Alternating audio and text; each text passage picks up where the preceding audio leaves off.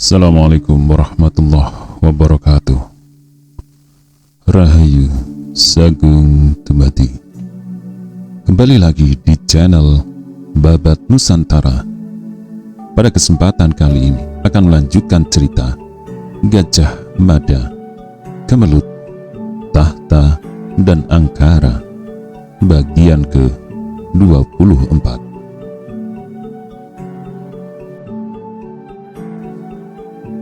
Raden Cakradara sedikit kebingungan. Perbuatan Pakring Suramurda telah menempatkan dirinya di kedudukan yang serba salah. Aku tidak melakukan seperti yang kau tuduhkan itu, Adi Kudamerta. Semua yang terjadi memang ulah pamanku. Namun bukan berarti semua itu kehendakku. Salah besar tuduhanmu itu. Raden Kudamerta tersenyum sinis. Alasan yang dikemukakan pesaingnya itu amat sulit untuk diterima akal sehat. Setidaknya Raden Kudamerta telah kehilangan sebagian dari para pendukungnya.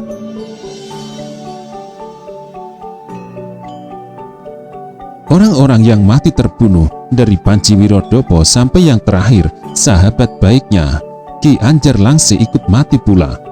Aku tidak akan membiarkan perbuatanmu, Kakang Raden Cakradara. Kelak kita harus selesaikan urusan ini secara jantan. Raden Kudamerta mengancam dengan suara bergetar. Raden Kudamerta merasa tak ada gunanya berlama-lama di tempat itu.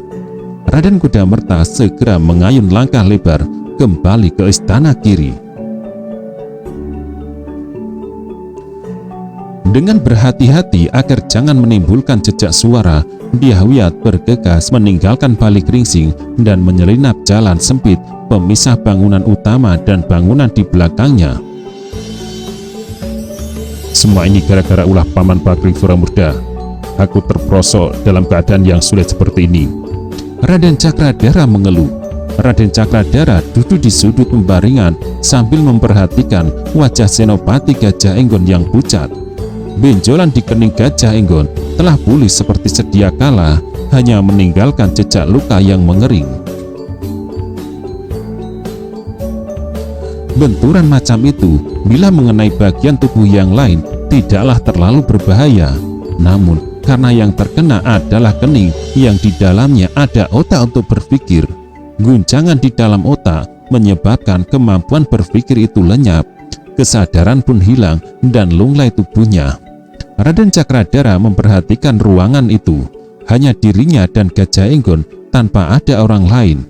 Ketika Raden Cakradara memutuskan akan kembali ke istana kanan, ia batalkan niatnya melihat Gemak Trutung berlari-lari mendatanginya.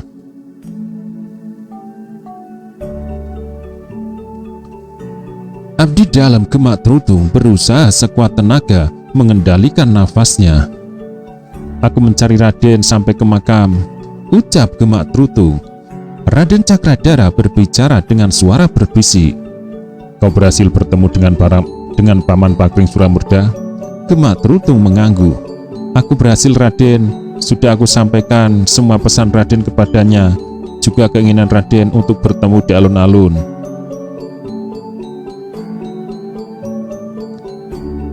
Akan tetapi Ki Pakring meminta Raden menemuinya tengah malam ini di Padas Payung. Raden Cakradara termangu. Di Padas Payung? Ulang Raden Cakradara. Benar, Raden, jawab Gemak Trutung dengan tegas. Baiklah, terima kasih atas jasamu, Gemak Trutung. Tolong kau simpan rapat-rapat apapun yang kau dengar. Gemak Trutung mengangguk, namun sejatinya ia merasa cemas.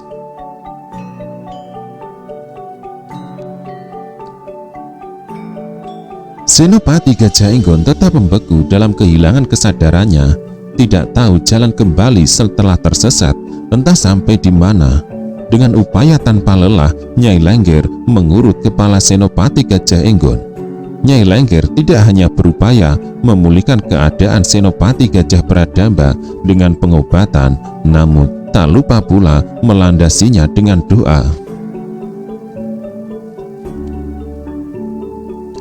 Lebih dari itu, Nyai Lengger memang cemas bila Senopati Gajah Enggon tidak siuman. Ancaman Gajah Mada terlalu mengerikan bagi Nyai Lengger. Dalam keadaan yang demikian itulah Gajah Enggon ketika Lurah Anjarlangse dan Lurah Singadarba datang mengunjunginya. Satria yang semula gagah perkasa itu lunglai tanpa daya dan tak ada lagi dikdaya. "Kira-kira kapan Senopati Bradamba akan kembali sadar, Nyai?" tanya Anjarlangse.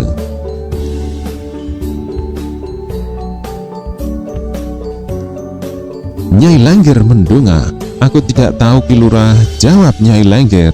"Tetapi Senopati Gajah Enggon pasti akan sembuh, bukan?" Nyai Lengger tidak menjawab pertanyaan itu karena memang tak tahu. Hening yang terjadi adalah karena keprihatinan Lurah Prajurit Singadarba. Ia layak bersedih dan cemas karena baginya Senopati Gajah Enggon tak hanya seorang senopati yang memimpin pasukan khusus Bayangkara, prajurit pilih tanding dan pintar dengan kemampuan langka yang sedang amat dibutuhkan Majapahit. Namun baginya Senopati Gajah Enggon menempati tempat tersendiri.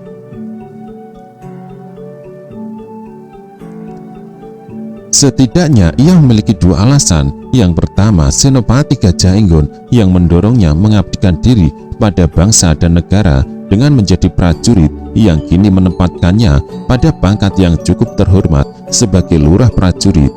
Yang kedua, Gajah Enggon orang yang paling berjasa menjodohkannya dengan Ratna Mundri, perempuan yang ia anggap tercantik sejagat raya yang kini menjadi istrinya.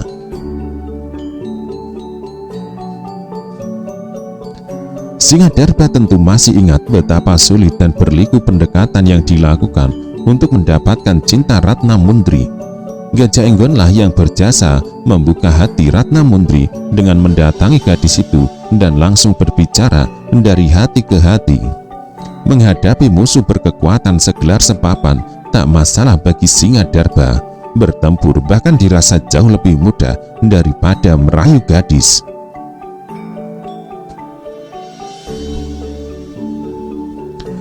Pintu yang setengah tertutup terbuka. Rakyat Kembar masuk ke ruangan itu. "Bagaimana keadaannya?" Rakyat Kembar langsung melontarkan pertanyaan dengan nada suara tidak direndahkan. Karena Nyai Lengger merasa pertanyaan itu tidak ditujukan kepadanya, ia pilih menjauh untuk memberi kesempatan pada tiga prajurit itu saling berbincang di antara mereka masing-masing. Seperti orang mati, Anjarlangse yang menjawab pertanyaan itu. Ra Kembar ikut memperhatikan keadaan Gajah Enggon yang terlihat sangat menyedihkan. Berbeda dengan Singadarba yang merasa prihatin dan cemas melihat keadaan Gajah Enggon yang demikian, Ra Kembar justru mengalami kesulitan dalam menyembunyikan senyumnya. Gajah Enggon adalah orang yang dekat dengan Patidaha yang ia benci. Siapapun teman Gajah Mada ia benci. Sebaliknya, siapapun musuh dari musuhnya adalah temannya. Lebih baik mati saja sekalian. Dengan demikian, berkurang kelilip yang kurang aku suka. Rakyat Kembar berbicara dalam hati bahwa Rakyat Kembar memang ada keperluan. Ra Kembar tak ingin membuang waktu sia-sia. Ra Kembar segera menyampaikan isi hatinya. "Aku butuh bantuan kalian berdua," kata Ra Kembar.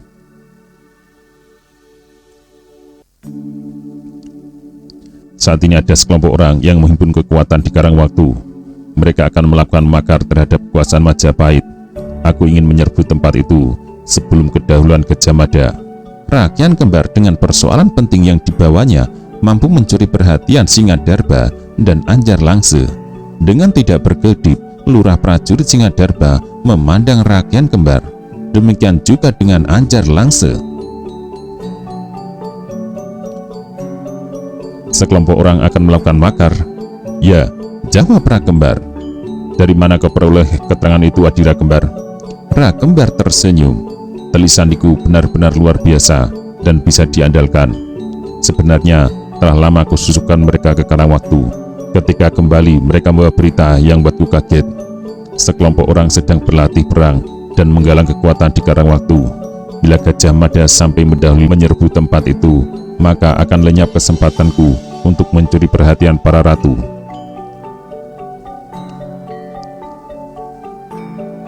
Singadarba merasa ada yang janggal. Singadarba sangat mengenal orang macam apa Rakyat Kembar yang sanggup mengobrol omong kosong. menjadikan nama Gajah Mada sebagai bulan-bulanan selorohnya yang sering kelewatan. "Aku mengenal dengan baik siapa kamu, adik kembar," kata Singadarba. "Aku tahu ada yang kau sembunyikan. Omong kosong telik sandi ceritamu itu. Jangan kau anggap seolah aku tidak mengenalmu." Rakyat kembar merasa mulai tidak senang. Namun, Ra kembar sedang butuh bantuan. Orangku berhasil mencuri dengar pembicaraan Gajah Mada dengan beberapa anak buahnya. Cerita mengenai seperti yang tadi aku sebutkan. Di Karangwatu saat ini sedang ada kegiatan yang layak dicurigai. Inilah saatnya. Bila kita ingin tidak dipandang sepele oleh Gajah Mada, aku ingin menyerbu Karangwatu.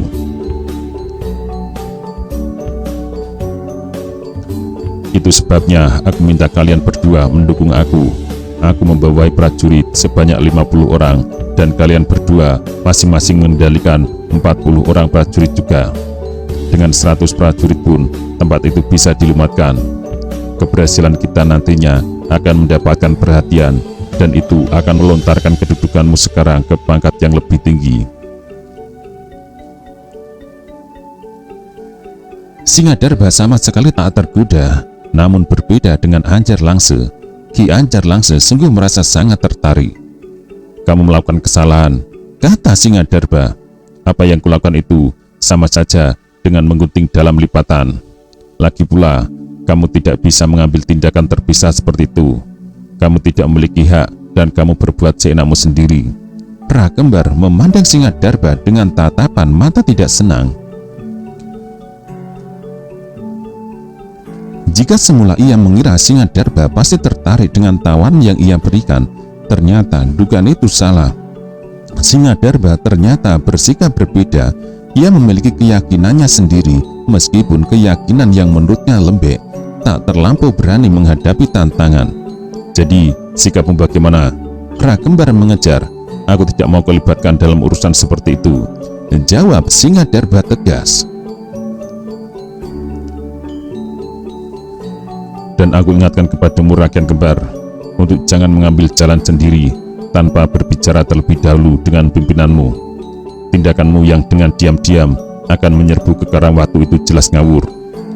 Dharmaputra Winesuka rakyat kembar merasa lehernya seret karena tanpa sengaja menelan biji buah salak.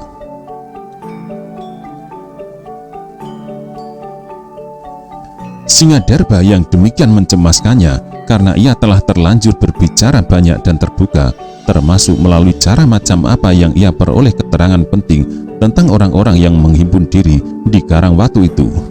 Bila Singadarba melaporkan perbuatannya kepada Gajah Mada, maka rakyat kembar akan berhadapan dengan kesulitan. "Ini kesempatan baik bagimu untuk membuat jasa kepada bangsa negara," kata Ra kembar.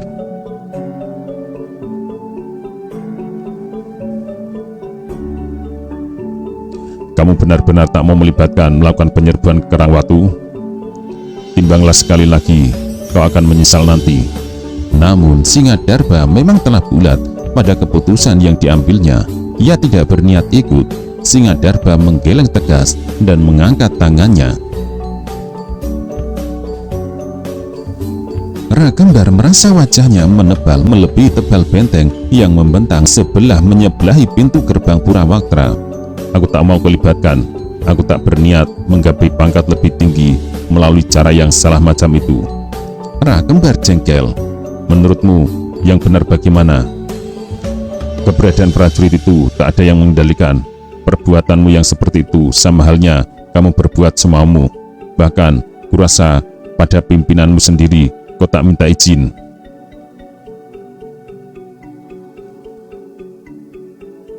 "Apakah kamu sudah melaporkan rencanamu kepada Senopati Panji Suryo Manduro?" "Aku bahkan sangat yakin Ki Panji Suryo Manduro tak tahu apa-apa. Ia yang akan kebingungan jika Gajah Mada memanggilnya." Betapa jengkel Ra kembar. Gajah Mada itu siapa? Namun Singadarba memiliki jawabannya. "Menyedihkan sekali apabila kamu tidak tahu siapa Gajah Mada. Ia pimpinan pasukan Bayangkara ketika menyelamatkan Prabu Jayanegara ke Bedander."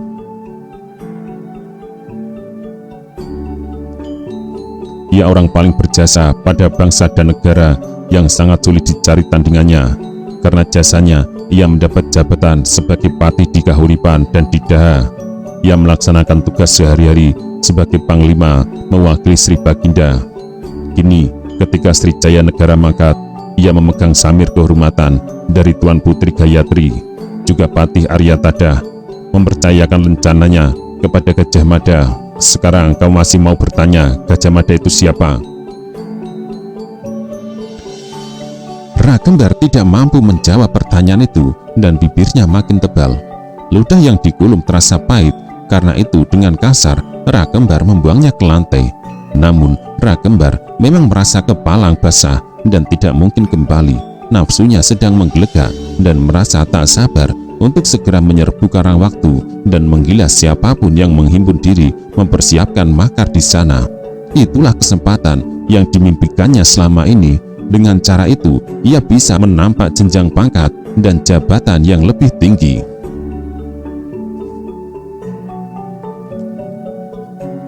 Baiklah, kalau kamu keberatan tak apa. Tetapi, apakah kamu akan melaporkan ke Gajah Mada? Pertanyaan itu agak menyudutkan Singadarba, karena apabila ia lakukan, ia akan mendapat cap sebagai orang yang tumbak cucuan. Sebaliknya, apabila ia tidak melaporkan keterangan itu juga bisa dianggap salah.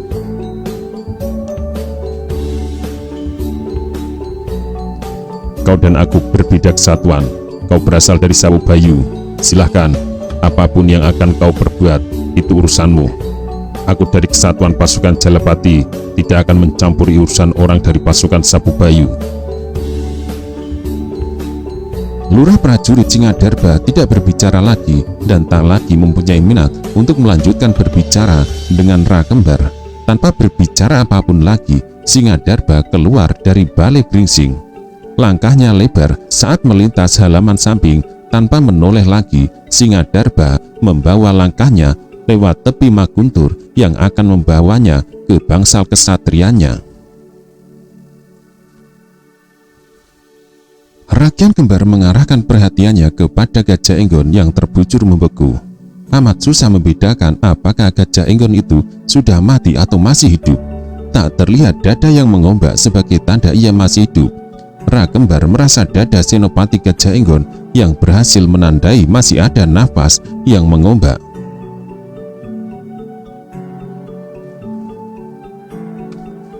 Ra Kembar tersenyum. Sebaiknya kamu mati saja. Dengan demikian akan beri peluang prajurit di bawahmu untuk naik pangkat menggantikanmu. Yang di bawah bagaimana bisa naik kalau yang di atas keenakan duduk di kursi empuknya, kata Ra Kembar.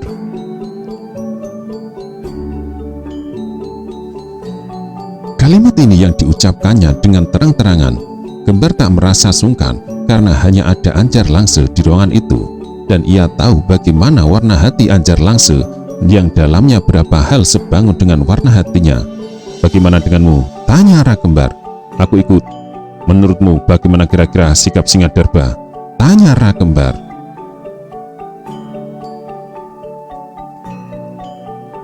Sikapnya sudah jelas, jawab Anjar Langse. Aku menyesal terlalu terbuka dengan menceritakan melalui cara bagaimana aku memperoleh keterangan penting itu. Singadarba memang tak mungkin mengadu kepada Gajah Mada, namun dapat dipastikan ia akan mengadu kepada Senopati Haryo Teleng, pimpinannya.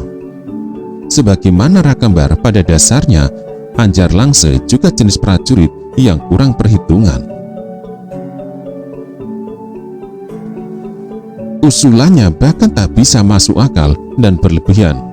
Soal Singadarba serahkan saja padaku. Aku akan berbicara lagi dengannya. Apabila ia berniat mengadu kepada pimpinannya, aku akan membungkam mulutnya selamanya. Tenang saja, aku bisa andalkan pekerjaan macam itu. Hening dan senyap mengalirkan udara ke balik Gringsing, menemani rakyat Kembar dalam berpikir. Wajah Senopati Gajah Enggon yang pucat seperti orang mati sungguh menarik perhatiannya, menumbuhkan gagasan bengkok dari benaknya. Kalau kelak aku berhasil menampaki pangkat yang lebih tinggi, aku tidak akan melupakanmu. Itu sebabnya aku berharap kita selalu bersama.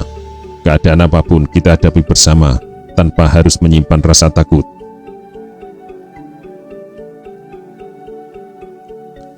gabungan kekuatan kita pasti bisa dan mampu dihadapkan dengan Gajah Mada. Kelak, pada saatnya semua orang akan tahu Rakembar dan Anjar Langse adalah prajurit-prajurit yang tak bisa diremehkan. Sungguh tidak pantas Rakembar menduduki jabatan sekarang. Pantasnya Rakembar sudah berpangkat senopati. Bahkan menjadi panglima pun sudah sangat pantas. Rakembar tersenyum sendiri. Angan-angan yang melambung itu sudah cukup untuk membuatnya tersenyum. Apa yang kita kerjakan sekarang? Aku punya gagasan bagus. Sebuah cara untuk menggerogoti pilar pendukung kekuatan Gajah Mada. Anjar Langse mengerutkan dahi dan matanya agak menyipit.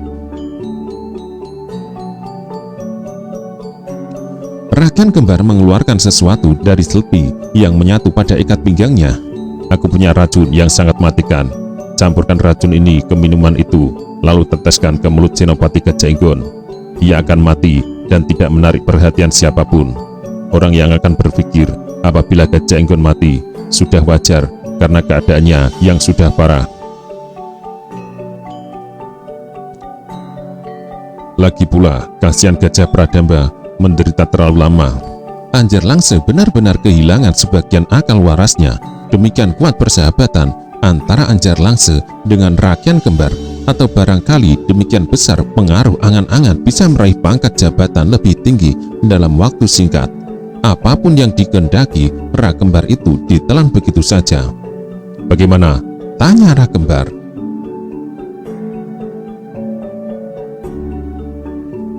Akan kulakukan, jawab Anjar Langse. Bagus, aku akan mendahului untuk menyiagakan anak buahku. Lakukan saja perintahku, mumpung ada kesempatan. Namun apa yang direncanakan manusia belum tentu sesuai dengan apa yang menjadi kehendak Hyang Widi. Rakembar yang meninggalkan Balik Gringsing tak menyadari sesuatu di luar dugaan terjadi. Bahkan Rakembar tak tahu secara langsung peristiwa itu. Adalah Anjar Langse yang menutup pintu dengan racun telah berada di dalam genggaman tangannya, terperanjat ketika ia membelaikan badan.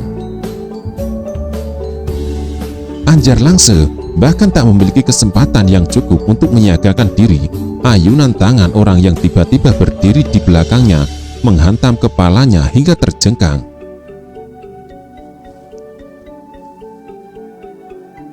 Anjar Langse menggeliat kesakitan ketika ayunan kaki orang itu menghantam pinggangnya. Namun Anjar Langse memiliki kesempatan untuk mencabut pisau dan melenting.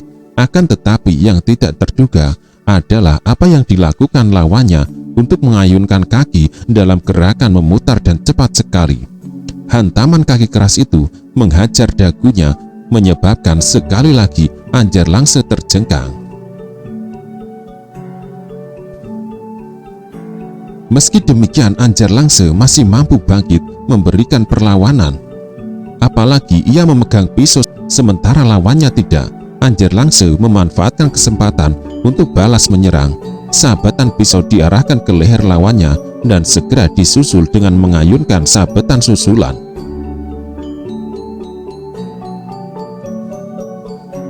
Namun lawannya mempunyai kemampuan kelahi yang tidak bisa diremehkan.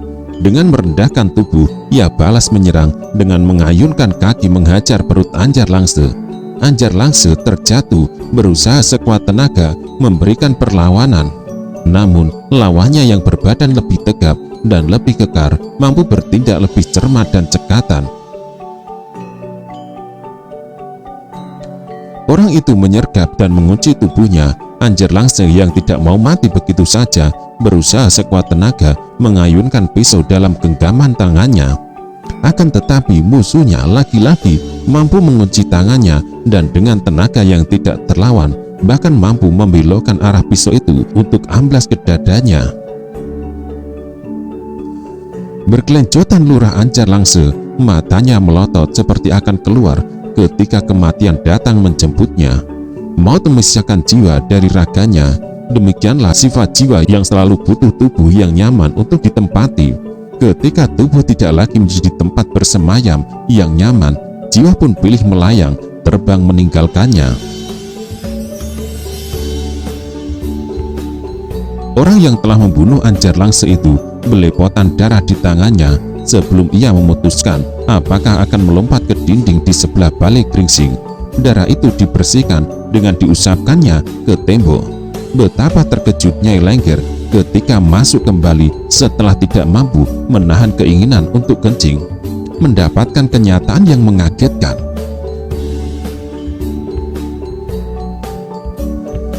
Mayat yang tergeletak tak jauh dari amben tempat Senopati Gajah Enggon berbaring bisa dikenalinya sebagai Anjar Langse.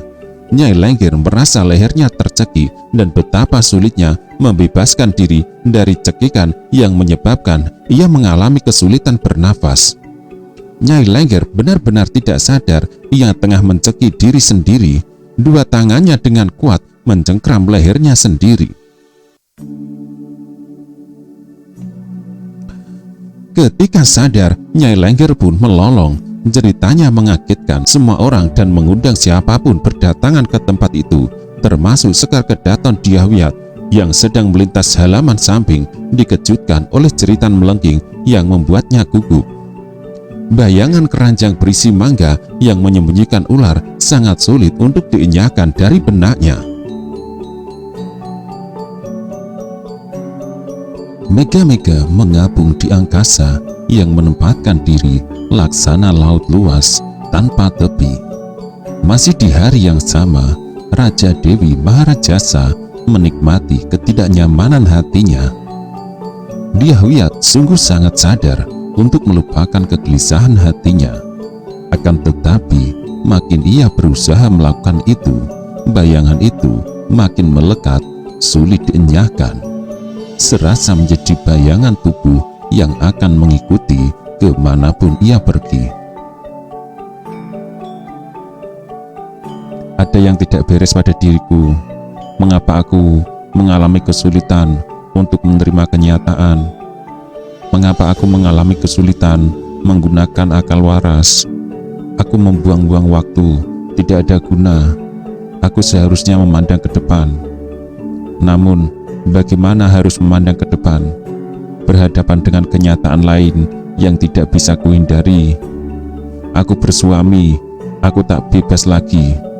Aku telah mengikatkan diriku kepada seorang lelaki yang telah beristri. Aku telah menggadaikan kebahagiaanku. Ke depan hidupku akan sia-sia. Dyahwiyat duduk termangu di kursi ayunan. Kursi yang terbuat dari batang penjalin. Tak ada siapapun yang menemaninya karena Dyahwiyat tak menghendaki. Tidak seorang pun di antara para emban berani mendekati walau untuk menyajikan wedang seri atau wedang jahe kegemarannya. Perkawinan yang dijalani tak membuat Sekar Kedaton gembira. Perkawinan itu bahkan merupakan neraka. Di bilik pribadinya yang luas, Dyahwiyat merasa dadanya terimpit. Kira-kira ada apa ya? Bertanya seorang emban. Sekar Kedaton tidak mencintai Raden Kudamerta. Jawab emban yang lain. Kok tahu? Aku punya cerita sangat rahasia, tetapi jangan bercerita kepada orang lain ya, kata emban kedua. Cerita tentang apa? Hubungan antara Sekar Kedaton dengan Rakyat Tanca, jawab emban yang lebih muda. Ah, kalau itu aku sudah tahu. Kisah asmara antara Sekar Kedaton Dyahwiyat dengan Rakyat Tanca nyaris semua emban menggunjingkan. Akan tetapi, sebagian besar hanya sebatas katanya atau ceritanya. Tak seorang pun di antara mereka yang menandai secara langsung adanya hubungan asmara itu. Ratanca memang sering datang ke istana dan selalu datang saat keluarga raja ada yang sakit.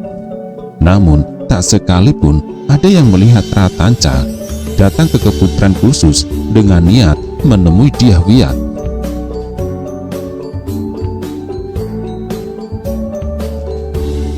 Emban Prabarasmi yang melongokkan kepalanya dari salah satu pintu terlihat ragu. Namun, emban Prabarasmi membulatkan niatnya untuk menghadap. Ada apa? Tanya Diyahwiyat. Hamba Tuan Putri, ucapnya.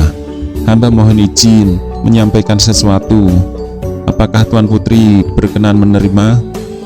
Agak lama Sekar Kedaton memperhatikan wajah bulat emban itu. Apa yang ingin kau sampaikan? Tanya Sekar Kedaton. Ada seorang saudara hamba yang baru datang dari desa. Saudara hamba itu amat ingin mengabdikan diri di istana menjadi emban dan melayani Tuan Putri. Lalu hamba teringat beberapa hari yang lalu Tuan Putri berkeinginan mendapatkan emban baru. Apakah Tuan Putri masih membutuhkan? Tanya emban Praba Rasmi. Diyahwiyat tersenyum sejuk. Senyum Sekar Kedaton memang selalu begitu. Para emban merasa senang karena Sekar Kedaton bersikap ramah kepada siapapun. Siapa namanya? Tanya Diyahwiyat. Saudara hamba itu bernama Tanjung Tuan Putri. Nama yang disebut itu menarik perhatian Sekar Kedaton. Tanjung? Hamba Tuan Putri, selengkapnya Sekar Tanjung. Ia telah memiliki seorang putra, namun tak lagi bersuami karena tak ada kabar beritanya. Diyahwiyat tidak perlu menimbang terlampau lama. Sekar Tanjung itu sudah berada di sini? Emban Praba Rasmi mengangguk. Baiklah, hadapkan Sekar Tanjung kepadaku sekarang juga. Emban Praba Rasmi ternyata telah mempersiapkan Sekar Tanjung di luar pintu. Dengan kepala menunduk dan sikap sangat santun, Sekar Tanjung mengikuti langkah emban Praba Rasmi. Meski telah berusaha tenang, Sekar Tanjung tak mampu menipu diri bahwa hatinya tak tenang. Terbaca hati gelisah hal itu dari keningnya yang berkeringat.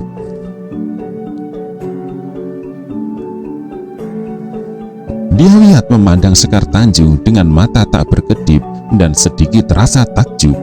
Perempuan bernama Sekar Tanjung itu memiliki tubuh yang sangat bagus dengan lekuk pinggang yang indah dan ramping. Wajahnya yang lugu tidak mampu menyembunyikan kecantikannya. Bila Sekar Tanjung mendapat kesempatan berdandan sebagaimana dirinya, tentu kecantikannya tak kalah dari kecantikannya. Kamu Sekar Tanjung? Hamba Tuan Putri, jawab Sekar Tanjung sangat santun. Sekar Tanjung ternyata mampu melaksanakan petunjuk singkat mengenai apa saja yang harus dilakukan dan bagaimana dalam bersikap di hadapan Sekar Kedaton. Diyahwiyat tidak perlu menimbang terlampau lama untuk memutuskan menerima pengabdian Sekar Tanjung. Apakah kamu bisa masak, Sekar Tanjung? Tanya Diyahwiyat. Hamba Tuan Putri, jawab Sekar Tanjung. Hamba bisa memasak, namun jenis masakan biasa. Hamba akan belajar banyak untuk memasak jenis masakan yang belum hamba kenal sebelumnya. Diyahwiyat termangu sejenak. Dan kamu bisa memijat jika tubuhku sedang pegal? Hamba bisa Tuan Putri, jawab Sekar Tanjung. Baiklah Sekar Tanjung, ku terima permohonanmu. Kebetulan aku sedang lelah, atau mungkin hatiku yang lelah menyebabkan tubuhku demikian lunglai. Sekar Kedaton Diyahwiyat segera bangkit dari kursi ayun dan membaringkan diri di tempat tidur. Amat santun Sekar Tanjung dalam melaksanakan tugasnya. Sekar Kedaton Diyahwiyat amat menikmati pijitan tangan itu. Sekar Tanjung mengerjakan tugasnya dengan berhati-hati, jangan sampai melampaui batas kesopanan. Mungkin oleh kantuk karena semalam sulit tidur, Diyahwiyat langsung pulas. Tarikan nafasnya mengayun lembut, bahkan agak sedikit mendengkur. Sekar Tanjung terus menggerayangi punggung Sekar Kedaton dengan jarinya yang letih sambil memperhatikan ruangan itu dengan rasa takjub. Ruangan yang kini ia lihat benar-benar merupakan ruangan yang belum pernah ia bayangkan sebelumnya.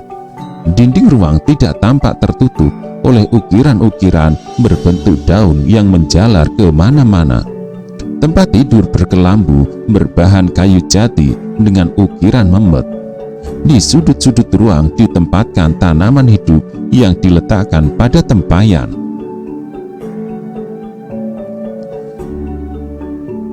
sudut lain ada tempayan lebar penuh air yang penuh dengan ikan hias dan pohon teratai berdaun lebar dan berbunga besar. Kamar itu menjadi lebih menyenangkan lagi karena bau wangi bunga melati menguasai seluruh ruang. Dari jendela terbuka Sekar Tanjung bisa menyaksikan halaman yang luas dengan deretan pohon kesara dan pohon tanjung yang tengah berbunga.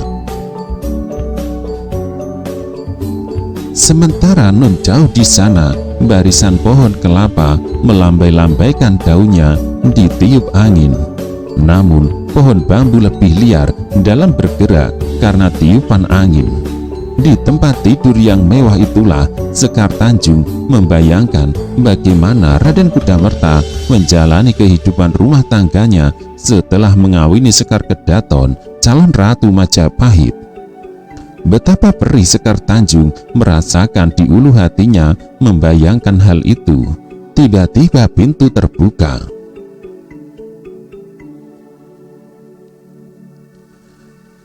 Nyaris berhenti ayunan otot yang menjadi penggerak jantungnya ketika Sekar Tanjung melihat siapa orang yang berdiri di tengah pintu. Pun demikian betapa terperanjat orang itu melihat Sekar Tanjung berada di ruangan itu melayani istrinya dengan memijiti tubuhnya. Orang itu adalah Raden Kudamerta. Bingung, yang melibasnya menempatkan dirinya pada tak tahu harus bersikap bagaimana. Dengan mata terbelalak, bangsawan dari Pamotan sekaligus pewaris kuasa wilayah Wengker itu menatap Sekar Tanjung. Jantungnya berhenti berdetak dengan wajah serasa disiram air mendidih. Sebaliknya, meskipun Sekar Tanjung telah siap jiwa raga menghadapi kemungkinan bertemu dengan Raden Kudamerta sewaktu-waktu, tetapi ternyata perjumpaan itu masih juga mengguncangkan jiwanya. Namun, pintu yang terbuka itu membangunkan Dyah-Wiyat. Berlahan-lahan Raden Kudamerta menutup pintu dan meninggalkan ruang itu dan membatalkan niatnya untuk berbicara dengan istrinya. Semula Raden Kudamerta telah mengambil keputusan berbicara belak-belakan dan siap menghadapi apapun. Akan tetapi niat itu terpaksa ditunda lagi. Dyah-Wiyat kembali memejamkan mata. "Pijatan tanganmu enak sekali," ucap Sekar Kedaton. Sekar Tanjung tidak menjawab.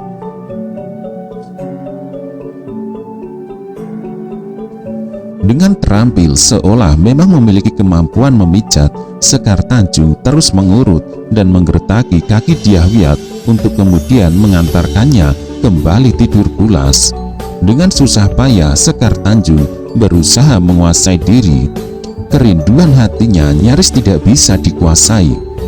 Pertemuannya kembali dengan Raden Kudamerta setelah beberapa hari berpisah membuat hatinya benar-benar berantakan. Padahal perpisahan itu baru beberapa hari yang lalu, namun serasa telah setahun lamanya. Lebih berantakan lagi hati perempuan itu manakala mengingat ke depan suaminya bukan lagi suaminya. Sekar Tanjung tak memiliki kekuatan yang memadai untuk berhadapan dengan Dyah-Wiyat, pesaing yang kini tidur lelap di depannya. Pesona yang meluluhlantakkan atau semacam sihir yang sulit dienyakan menyergap Raden Kudamerta, menempatkannya menjadi orang yang paling bingung di istana.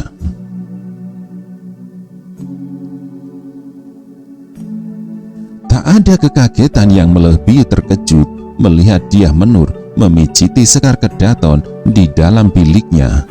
Dyah-Menur Hardiningsih istrinya. Benar-benar gila, desis Raden Kudamerta. Namun Raden Kudamerta tidak mau berlama-lama dengan rasa bingungnya.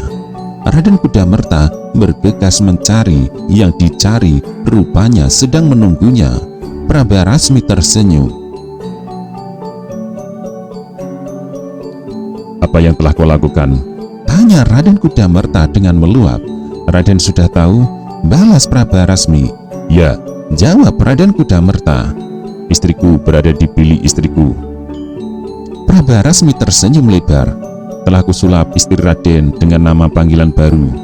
Raden mengenalinya sebagai Dyah Menur. Di sini namanya Sekar Tanjung. Raden Kudamerta berusaha sekuat tenaga mengendalikan diri, namun pesona sihir itu memang terlalu kuat untuk dilawan. Rasa meluap bertemu kembali dengan istrinya masih ditambah oleh alasan yang lain, rindu yang tidak tertahankan kepada anaknya. Lalu, anakku mana? Sudah ada yang mengatur, Raden, jawab Prabarasmi. Siapa? Tanya Raden Kudamerta. Putra Raden saat ini berada dalam perlindungan Kakang Pradabasu. Rasa kaget yang datang beruntun itu menyebabkan Raden Kudamerta merasa telapak tangannya membeku.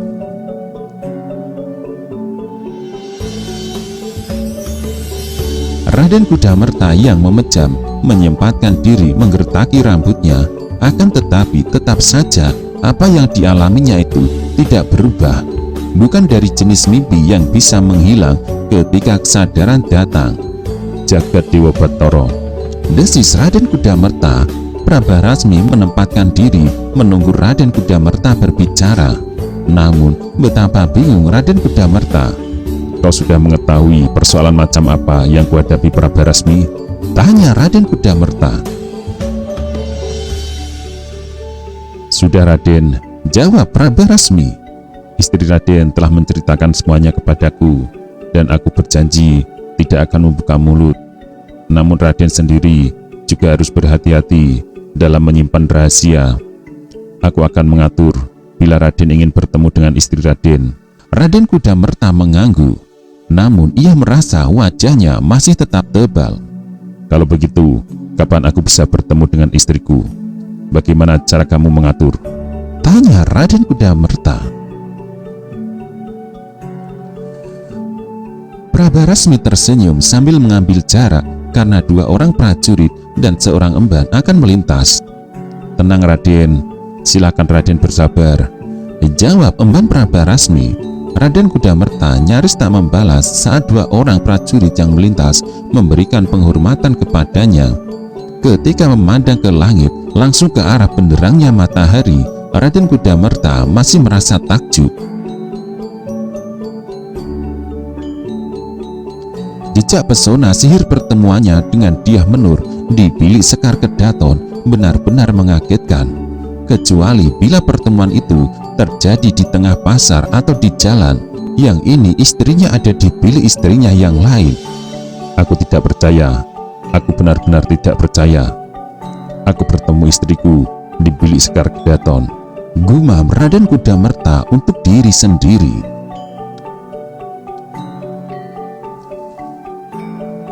Gajah Mada berjalan mondar-mandir dengan segala rasa ketidaksabarannya.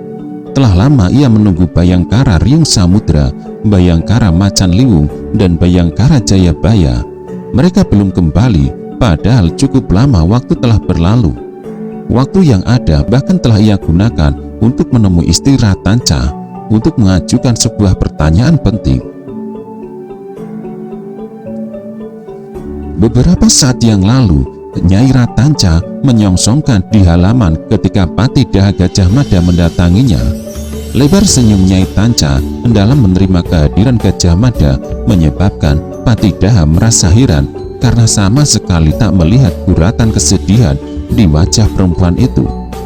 Atau apakah karena demikian pintarnya Nyai Tanca menyembunyikan warna hati yang sebenarnya, warna nestapa karena ditinggal suami untuk selamanya.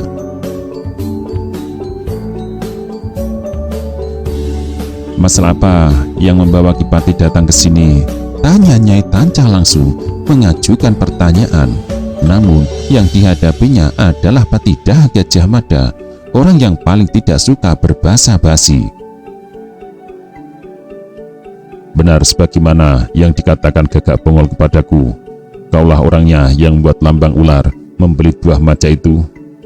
Tak ada ketakutan atau cemas sedikit pun di muka wajah Nyai Tanca. Ya, jawab Nyai Tanca.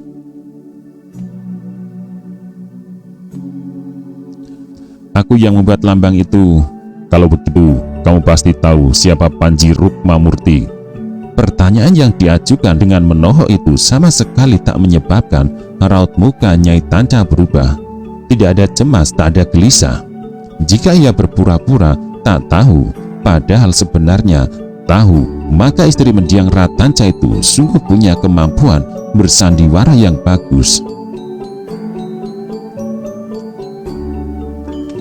Nyai Tanca bahkan tersenyum lebar, pamer barisan gigi-giginya yang berbaris putih mengkilat dan rapi.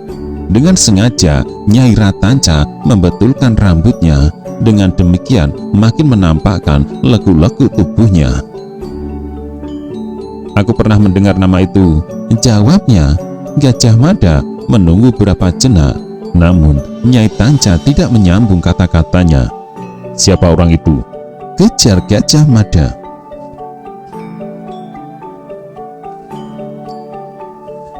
Nyai Tanca masih mengumbar senyum lebarnya. Gajah Mada kesulitan dalam menebak warna hati macam apa yang disembunyikan di balik senyum berlepot teka-teki itu. Aku hanya pernah mendengar nama itu, jawab Nyai Tanca.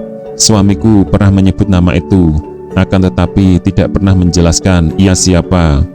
Hanya itu jawaban yang aku miliki, Ki Pati. Gajah Mada curiga dan sangat meyakini kecurigaan itu bahwa Nyai Tanca benar-benar menyembunyikan sesuatu. Ceritakan Lambang Ular membelit buah maja itu. Kau yang menggagasnya atau suamimu? Lalu apa tujuan di balik pembuatan itu? Gajah Mada menambahkan dengan mengumbar senyum.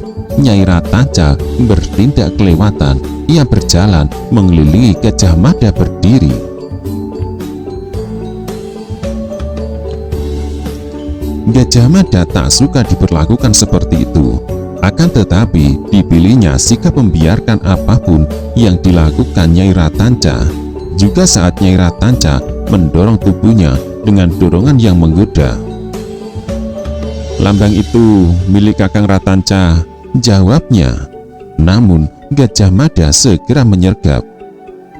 Gegap Bungol mengatakan kamulah yang merancang dan pemilik gagasan. Nyai Tanca tertawa sedikit terkekeh dan dengan tiba-tiba ia berhenti tertawa.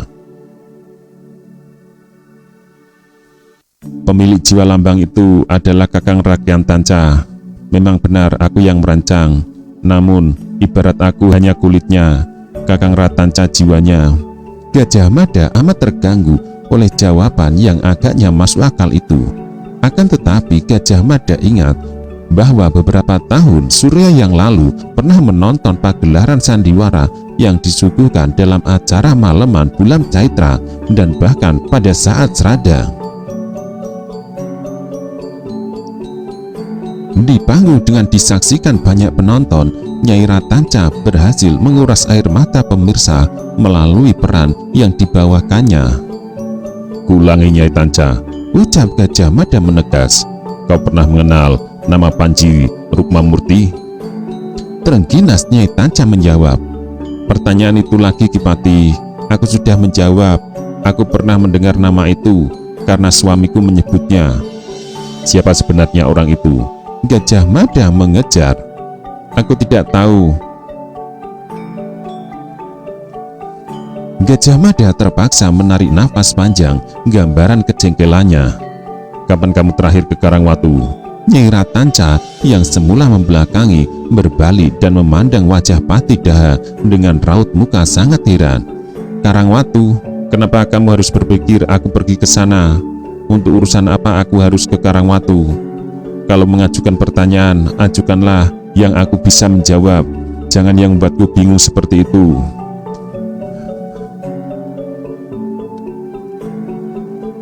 Akhirnya Patih Daha Gajah Mada terpaksa meninggalkan Nyai Tanca tanpa berhasil mengorek keterangan apapun. Nyai Ratanca tertawa beranyak ketika orang membunuh suaminya itu akhirnya pergi meninggalkannya. Pintu rumah yang semula tertutup lalu terbuka. Seorang prajurit berbadan gagah berdiri di depan pintu.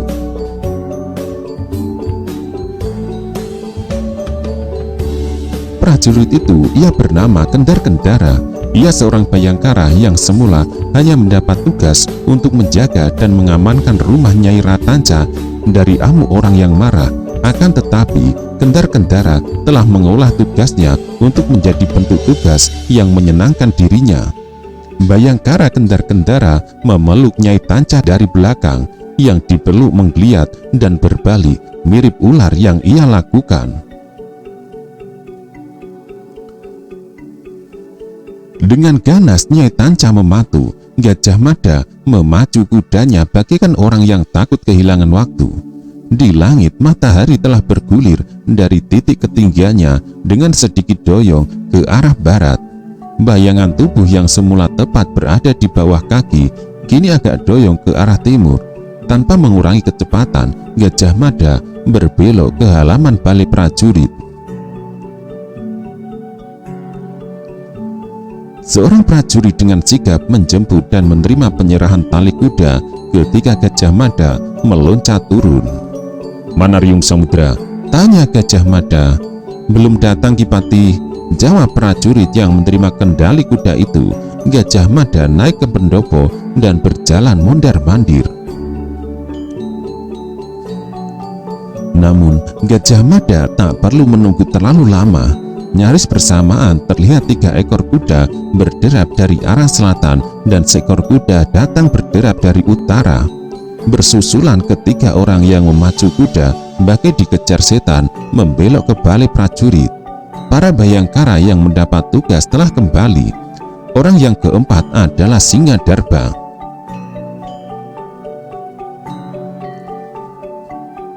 "Apa kabarmu, Lurah Singadarba?" "Kabarku baik, Kipati," jawab Singadarba. Gajah Mada memandang Jayabaya.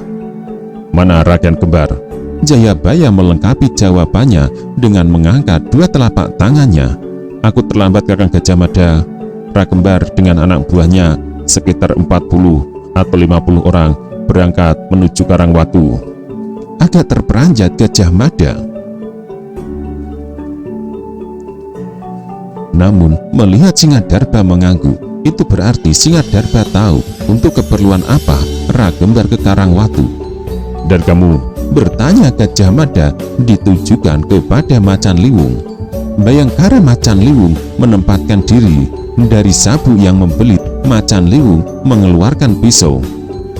"Pisau ini benar milik Anjar Langse," kata Macan Liwung. "Dan benar dugaan Kakang Gajah Mada. Ada yang memberi kesaksian Ki Anjar Langse adalah salah satu pendukung Raden Kudamerta." Ki Anjar Langse terlihat berdua dengan Raden Kudamerta. Patidah Gajah Mada terbungkam mulutnya beberapa jengkal waktu sambil mengunyah keterangan yang ia terima dari masing-masing bayangkara. Untuk keperluan apa Raden Kembar dan sekitar 40 orang anak buahnya pergi ke Karangwatu? Untuk bergabung dengan orang-orang yang berniat melakukan makar itu atau bagaimana? Perhatian Gajah Mada kali ini dialihkan kepada Lurah Singadarba. "Bukan untuk bergabung, Kipati, tetapi untuk menyerbu mereka yang sedang membangun kekuatan di Karangwatu," jawab Singadarba. Kembali Gajah Mada terdiam beberapa jenak. Bahkan kali ini ia lakukan sambil memejamkan mata. Perintah yang diberikan kepada Bayangkara Macan Liwung ia lakukan masih sambil memejamkan mata. "Macan Liwung, lepas isyarat sanderan. Aku membutuhkan kehadiran segenap senopati pimpinan pasukan." "Baik, Kakang," jawab Macan Liwung. Hanya sejenak setelah itu terdengar suara melengking sul-sul menyusul. Kali ini tidak hanya sebatang anak panah sanderan yang dilepas membumbung memanjat langit membelah angkasa, namun 5 batang anak panah sekaligus.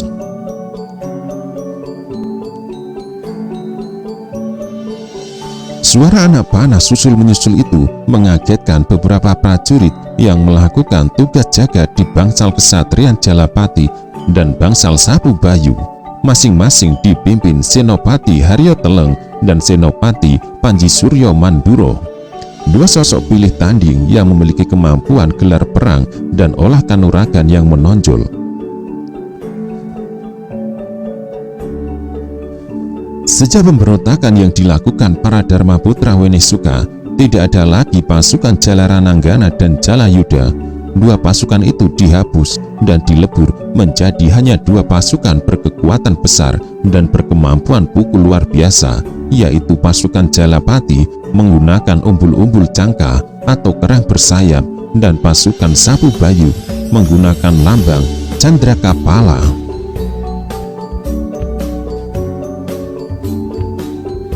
Satu lagi kesatuan yang disetarakan kedudukannya, namun karena sifat khusus yang dimiliki pasukan itu, jumlah anggotanya tidak banyak. Dari jumlah yang semula tak lebih dari 20 orang dimekarkan menjadi 100 orang. Itulah Bhayangkara, pasukan khusus yang dipimpin oleh Senopati Gajah Enggon. Ketiga senopati yang mengendalikan masing-masing pasukan itu tunduk pada perintah Panglima Perang yang ketika itu dipegang oleh Sri Baginda Jayanegara secara langsung. Dalam hal melaksanakan tugas sebagai Panglima, Gajah Mada menjalankan kedudukan itu walaupun tanpa perintah secara tertulis yang dituangkan dalam layang kekancingan. Gajah Mada mengarahkan perhatiannya kepada Lurah Prajurit Jingadarba.